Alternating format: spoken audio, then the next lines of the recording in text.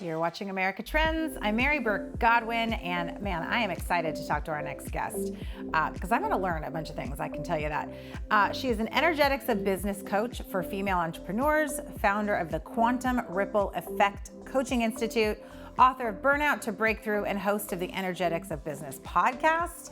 All of these things excite me. Spiritual business, mindset coach. I love it all. Erin Porter, welcome to America Trends. Thank you so much for having me. I was just looking through everything on your website and on your form here. And, first of all, I had to look up what energetics of business even was. Mm-hmm. And it's a thing. I was like, oh, did she, coin this term? But no, it's a real thing. So first talk to me about what that is, energetics of business, and how you got started in it. Yeah, so how I look at it and view it is really like, how's your energy impacting your business? Okay. So that might be your own internal energy, your mindset, your childhood trauma, like so many different things impact our businesses. And as entrepreneurs, you know that going on a healing journey within your business is something that's inevitable. Mm-hmm. I don't think we realize that a lot of the times, and then we get into it, and it's a huge personal growth journey. Mm-hmm. So this is really, how does your energy and all of your experiences impact the way that you show up in business? In business. Okay, yeah. I love it. And so, are you from Southern California? I'm from Ohio. Oh, okay. Yeah. How'd you end up out here? A job that I had actually brought me out here, and then I was working my business part-time and then went full-time with it. Okay, I love it. And then the Quantum Ripple Effect Coaching Institute. Talk to me about that. Yeah, so we certify people in life coaching. Okay. So we use subconscious and somatic modalities to help people get a more deeper, long-lasting transformation. So would it be someone that is maybe an entrepreneur, or someone starting a business, or maybe they are in business already and just struggling or finding that place where they need to start healing something, and they realize it might start with them, which it usually does. Totally. So they would come to you for tips, and then what are the types of things that you do with your coaching business? Yeah, so we are certifying people. So a lot of times they do come in with their own healing journey, or mm-hmm. they've already had a business and they know it's time to take themselves deeper or their clients deeper. Okay. So we bring things like hypnotherapy, EFT, somatic healing to help actually make that longer transformation, because our conscious mind's only 1%, our subconscious mind is 99%.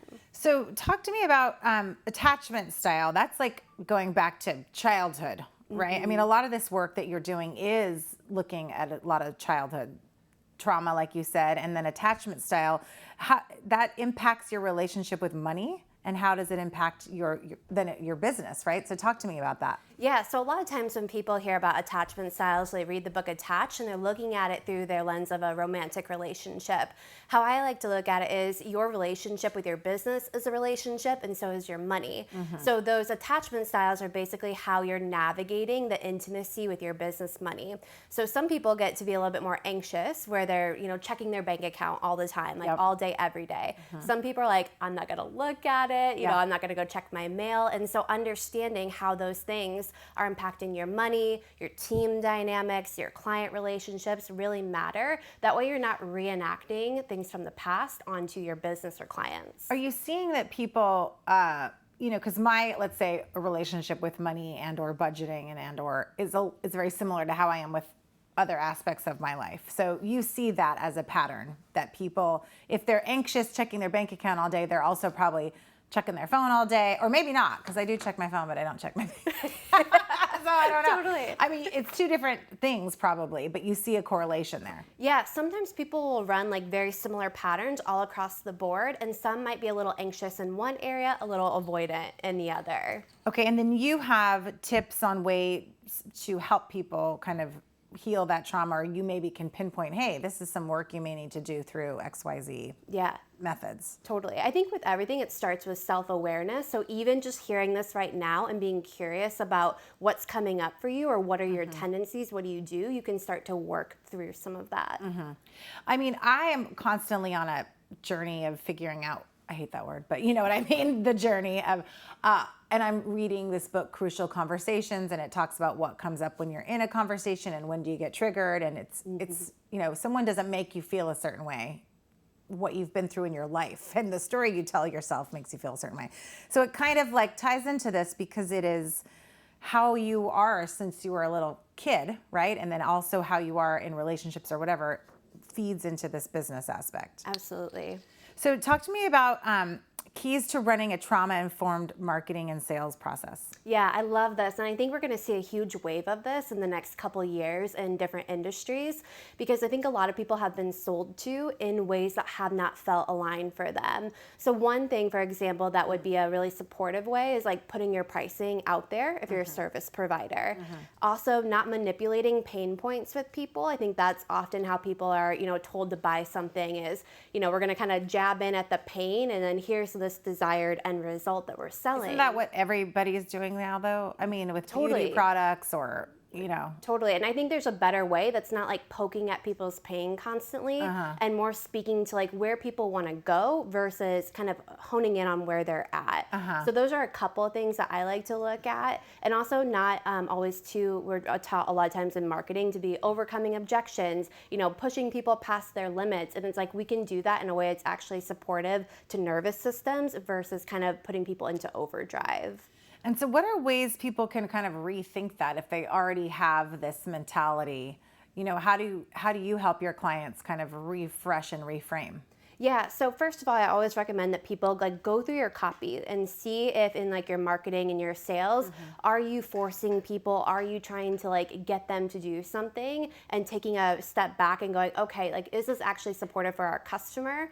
And also too, like in sales conversations, again, we're always taught overcome the objections, try to get them to, the sale, have the conversation. And I think a lot of the attachment stuff pops up because we kind of go into fear or freeze or overdrive mode when we're having those conversations. So I think the intimacy piece, working our own internal trauma, then we're not projecting it out onto others or trying to, do something that doesn't feel good for people. Are there certain buzzwords that you would say to stay away from in that copy that maybe feels attacking?